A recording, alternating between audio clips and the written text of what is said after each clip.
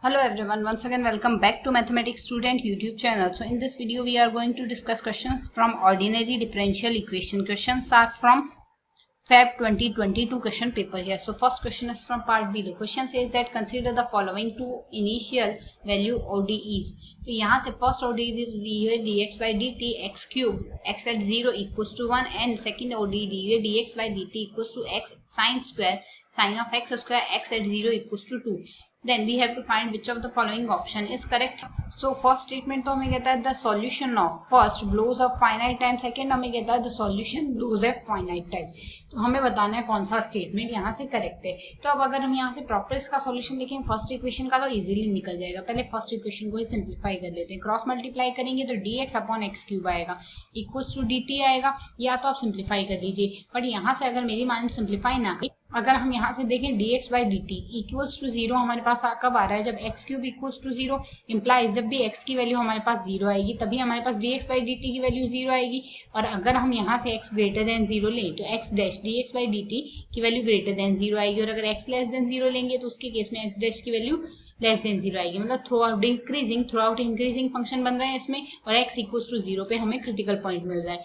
तो यानी हम यहाँ से देखें x इक्वल्स टू जीरो पे क्रिटिकल पॉइंट मिल रहा है. x से बड़ा जीरो से बड़ा होने पर ये थ्रू आउट इंक्रीजिंग है और x से छोटा होने पर थ्रू आउट डिक्रीजिंग है. तो अगर हम यहाँ से देखें इसके लिए हमारे पास ये जो सॉल्यूशन आ रहा है इसके लिए हमारे पास क्या आ रहा है, यहाँ से ये जो सॉल्यूशन है ये हमारे पास ब्लो ऑफ फाइनाइट टाइम आएगा.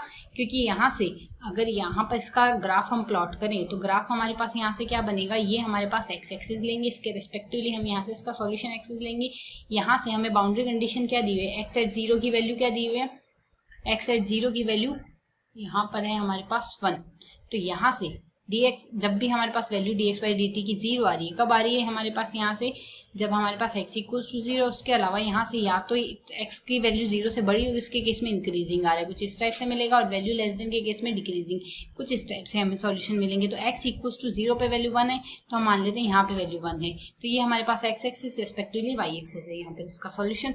तो यहाँ पर हमारे पास इसके बाद थ्रू आउट इंक्रीजिंग है. तो ब्लो ऑफ हमारे पास कितने टाइम हुआ, फाइनाइट टाइम हुआ है. तो ब्लो ऑफ फाइनाइट टाइम, तो यहाँ से ये तो हमारा फर्स्ट स्टेटमेंट तो करेक्ट है. अब सेकंड ऑप्शन पे चर्चा करते हैं. सेकंड ऑप्शन पे अगर हम यहाँ से देखेंगे तो वैल्यू क्या है, तो अगर सेकंड स्टेटमेंट में देखें हमें इक्वेशन दी हुई dx by dt is equals to हमें यहाँ से दिया हुआ है x साइन एक्स स्क्वायर. तो अगर हम यहाँ से देखें x एट जीरो की वैल्यू हमें दी हुई है 2. तो अगर dx बाई dt देखें तो dx बाई dt हमें कहाँ जीरो मिलता है, x sine X square equals to zero मिलेगा तब होगा. या तो हमारे पास x इक्वल्स टू जीरो पे मिलेगा या फिर sine of X square equals to zero पे मिलेगा. तो साइन ऑफ एक्स साइन की वैल्यू साइन एन पाई पे जीरो आती है, सिंप्लीफाई करेंगे तो एक्स स्क्वायर की वैल्यू हमारे पास क्या आ गई, एन पाई आ गई. तो एक्स की वैल्यू हमारे पास यहाँ से क्या आ गई, plus minus square root of n pi आ गए यहाँ से. तो अब अगर हम यहाँ से इंटरवल लें, ये तो value G X by D T की जीरो है यहाँ पर. तो अगर हम यहाँ से एक्स का इंटरवल जीरो से रूट पाई ले लेते हैं तो जीरो से रूट पाई के मिड में अगर देखेंगे तो एक्स साइन एक्स स्क्वायर की वैल्यू क्या आएगी, ग्रेटर देन जीरो आएगी. इंक्रीजिंग यहाँ से इंक्रीजिंग फंक्शन मिल रहा है. ठीक है, अगर हम यहाँ से इंटरवल रूट पाई से रूट टू पाई के मिड में लेते हैं तो इसके केस में हमारे पास वैल्यू लेस देन जीरो आ रही है तो डिक्रीजिंग फंक्शन मिल रहा है. तो यहाँ से इस इंटरवल में इंक्रीजिंग होगा, इस इंटरवल में डिक्रीजिंग होगा. नेक्स्ट इंटरवल और देखेंगे तो n हमारे पास नेचुरल नंबर का ही तो एलिमेंट है तो यहाँ से इसकी इनफाइनाइट वैल्यू आएगी. तो यहाँ से हम कह सकते हैं जो सेकंड वाला है ये हमारे पास ब्लोज अप इनफाइनाइट टाइम. तो यहाँ से हमारा सेकंड स्टेटमेंट इनकरेक्ट हो गया. तो यहाँ से ओनली फर्स्ट स्टेटमेंट करेक्ट है but second statement is false. Second option यहाँ से करेक्ट आंसर होगा. Now come to the next question. Next question is also from part B. Question मैंने पहले भी डिस्कस किया बट बहुत प्रॉपर लेंथी प्रोसेस में होगा. इसकी अगर शॉर्ट ट्रिक हम देखें तो ये होगी, अगर क्वेश्चन कहता है if y of x is a solution of the equation 4xy double dash plus 2y dash plus y equals to 0 satisfying y 0 equals to 1 then y double dash 0. एक process आपको पहले बताइए, आप उस प्रोसेस से जाना चाहें तो बेस्ट वही होगा. इन केस अगर हम यहाँ से इस प्रोसेस से देखें तो हम यहाँ से क्या करेंगे, ये इक्वेशन हमें यहाँ से गिवन है, इस इक्वेशन का हम x के रेस्पेक्ट में डिफरेंशिएशन कर सकते हैं. पूरी इक्वेशन का ही हम x के रेस्पेक्ट में डिफरेंशिएशन कर देंगे. तो वैल्यू क्या आएगी, 4 into Y double dash plus 4xy triple dash plus 2y double dash plus y dash equals to आ जाएगा हमारे पास 0. अब x इक्वल्स टू अगर 0 पे वैल्यू देखें पूरी इक्वेशन में आ जाएगा 4y double dash at 0 plus 4 into X into Y double dash at 0. और x की वैल्यू पे तो 0 लेंगे तो ये वैल्यू 0 होने के साथ ये पूरी टर्म गई 0 में हमारे पास, plus 2y double dash at 0 plus y dash at zero equals to zero आ रहा है, सिंप्लीफाई करें 4y double dash 2y double dash 6y double dash आ गया एट जीरो, इसका हम राइट हैंड साइड में भेज देंगे y dash minus of y dash at zero. y dash at zero की वैल्यू हमारे पास क्या आएगी, y डैश एट जीरो की वैल्यू हमें फाइंड आउट करनी होगी। तो अगर हम यहां से देखें y डैश एट जीरो की वैल्यू फाइंड आउट करने के लिए इसी में इक्वेशन हमें गिवन है उसे y एट जीरो पे देखें तो 4 into zero into Y double dash आ गया प्लस 2y डैश एट जीरो आएगा, ये y double dash at zero भी तो था, plus y at zero equals to zero है। तो ये तो जीरो से मल्टीप्लाई होने से पूरी टर्म गई जीरो में, इसको सिंप्लीफाई कर लें y जीरो इक्वल्स टू 1 हमें गिवन है। तो यहाँ से अगर देखेंगे 2y dash at zero equals to minus of 1 आ जाएगा, सिंप्लीफाई करेंगे y dash at zero equals to minus 1/2 आ गई। ये वैल्यू यहाँ सब्सटीट्यूट कर देंगे, वैल्यू सब्सटीट्यूशन से वैल्यू आएगी 6y double dash at zero equals to plus of 1/2 हो जाएगा and y double dash at zero equals to आ जाएगा 1/12। 1/12 हमारा ऑप्शन बी यहाँ से करेक्ट आंसर होगा। Now come to the next question. Next question is from part C. The question says that let u be the positive eigenfunction with eigenvalue lambda for the boundary value problem u double dot plus 2u dot plus at at u equals to lambda u dot at 0 equals to 0 and u dot at 1 equals to 0 and a is found from closed interval 0 to 1 0 1 to 1 infinite is a continuous function which of the following statement are possibly true। हमें बताना कौन सा statement true होगा। तो सबसे पहले हमें differential equation दी है, u डबल डॉट का मतलब u का 2 बार t के रिस्पेक्ट में डिफरेंशिएशन, t में दिया हुआ function 2u dot plus a t a is function of t and u equals to हमें लैम्डा u दिया है।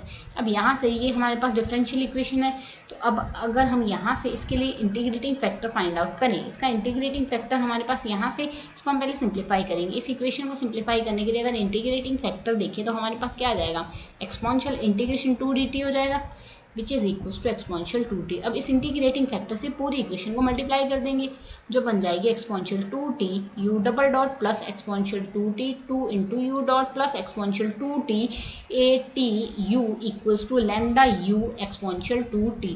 तो अब अगर इसको हम सिंप्लीफाई करें, यहाँ से इस इक्वेशन को सिंप्लीफाई करके ये भी तो लिख सकते हैं d by D T of exponential 2t u dot plus exponential 2t a function of t u equals to lambda exponential 2t u।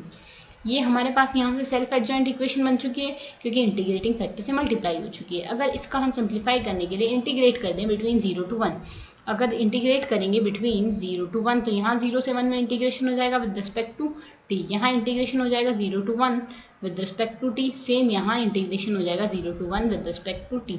Simplify करते हैं, सिंप्लीफाई करेंगे तो यहाँ आ जाएगा exponential 2t u dot limit between 0 to 1 plus integration 0 to 1 exponential 2t is function of t ut dt equals to lambda integration 0 to 1 exponential 2t ut dt। तो अब अगर हम यहाँ से देखें क्वेश्चन के अकॉर्डिंग दिया हुआ है u dot at 1 equals to u dot at 0 equals to 0, तो ये हमारे पास पूरी टर्म गई 0 में। इसको आगे सॉल्व करते हैं। इसको अगर हम आगे सॉल्व करें तो यहाँ से सिंप्लीफाई होकर इक्वेशन हमारे पास, तो हमारे पास यहाँ से हम इस पार्ट को रिमूव कर दें, तो अगर इस पार्ट को रिमूव कर देंगे तो हमारे पास यहाँ से ये इक्वेशन बचेगी। तो अब अगर हम यहाँ से देखें, यही तो हमारे पास यहाँ से दिया हुआ एक ऑप्शन है। इन केस अगर ऑप्शन से इसे हम कंपेयर करें तो कौन सा ऑप्शन हमारे पास इसके सिमिलर है, यहाँ से हमारा ऑप्शन कहता है u स्क्वायर t, यहाँ से अगर हम देखें इसके सिमिलर एक्सपोनेंशियल 2t, इस फॉर्म में तो ऑप्शन नहीं दिया हो, इसको पहले और सिंप्लीफाई करते हैं। अब हमें यहाँ से दिया हुआ ut जो फंक्शन है, ut हमें कैसा फंक्शन दिया हुआ है, ut हमें यहाँ से जो फंक्शन दिया है पॉजिटिव आइगन बी या positive eigen value eigen function, positive eigen function दिया हुआ है और a की वैल्यू भी 0 1 से 1 to इन्फाइनाइट में डिफाइन हो रही है। इसका मतलब हमारे पास जो u ऑफ t है वो हमारा पॉजिटिव फंक्शन है, सेम हमारे पास जो a है वो हमारा पॉजिटिव फंक्शन है। दोनों ही अगर हमारे पास यहाँ से पॉजिटिव फंक्शन है तो यहाँ से हमारी लेफ्ट हैंड साइड भी पॉजिटिव है, राइट हैंड साइड भी हमारे पास इसका मल्टीपल जो है ये भी हमारे पास पॉजिटिव है। तो इसका मतलब हुआ क्या, यहाँ से लेफ्ट हैंड साइड हम ले रहे हैं लैम्डा से मल्टीप्लाई कर रहे हैं, किसी राइट हैंड साइड में कोई वैल्यू है वो भी पॉजिटिव है, यहाँ से लेफ्ट हैंड साइड में भी हमारी वैल्यू पॉजिटिव है, लैम्डा से मल्टीप्लाई कर रहे हैं तो वैल्यू हमारी पॉजिटिव मिल रही है। तो इसका मतलब लैम्डा क्या हुआ, लैम्डा भी हमारा पॉजिटिव फंक्शन होगा। इन केस अगर लैम्डा हमारा पॉजिटिव फंक्शन होगा तो ऑप्शन ए हमारा यहाँ से करेक्ट हो जाएगा। ऑप्शन ए करेक्ट हो गया, ऑप्शन ए करेक्ट होने के साथ ही ऑप्शन बी हमारे पास यहाँ से डिस्कार्ड हो गया। अब हम यहाँ से आगे इसको सिंप्लीफाई करते हैं। अब अगर इसको आगे हम सिंप्लीफाई करते हैं तो यहाँ से हमारे पास जो इक्वेशन है वो क्या है, u double dot plus 2u dot plus A function of T minus of lambda into U equals to 0 लिख सकते हैं। तो अगर इसको इंटीग्रेट कर दें, इंटीग्रेट करने से पहले पूरी इक्वेशन को u से मल्टीप्लाई कर दें, तो यहाँ से वैल्यू क्या आ जाएगी, ये u से मल्टीप्लाई हो जाएगा, यहाँ u डॉट आ गया, यहाँ u स्क्वायर आएगा। इसके बाद हम इंटीग्रेट कर देते हैं between 0 to 1 with respect to t, between 0 to 1 with respect to t and between 0 to 1 with respect to t आ जाएगा। इसको अगर सिंप्लीफाई करें तो वही लिमिट अप्लाई करेंगे, u डबल डॉट को हम लिख सकते हैं u डॉट के इक्वल, बाई पार्ट्स में इंटीग्रेट कर देंगे इसे, तो यहाँ से आ जाएगा limit 0 to 1 minus of integration 0 to 1 u dot का square D T plus 2 integration 0 to 1 u dot D T plus integration 0 to 1 a is function of t a minus lambda u square D T. तो अब अगर equals to है हमारे पास 0, तो ये पूरी की पूरी टर्म तो 0 में गई, because of u dot at 1 equals to u dot at 0 equals to 0 दिया हुआ है। और अगर बाकी इक्वेशन देखें तो यही तो हमारे पास यहाँ से ऑप्शन सी है, जो यही तो कह रहा है ऑप्शन सी, तो ऑप्शन सी हमें यही कह रहा है, तो हमारा यहाँ से ऑप्शन सी क्या हो जाएगा, करेक्ट आंसर हो जाएगा। ऑप्शन सी करेक्ट हो गया, लेमडा की वैल्यू के साथ ही ये ऑप्शन भी हमारा डिस्कार्ड हो गया, क्योंकि थ्रू आउट पॉजिटिव है तो लेमडा इक्वल्स टू 0 भी नहीं होगा। तो यहाँ से option A and C are correct options.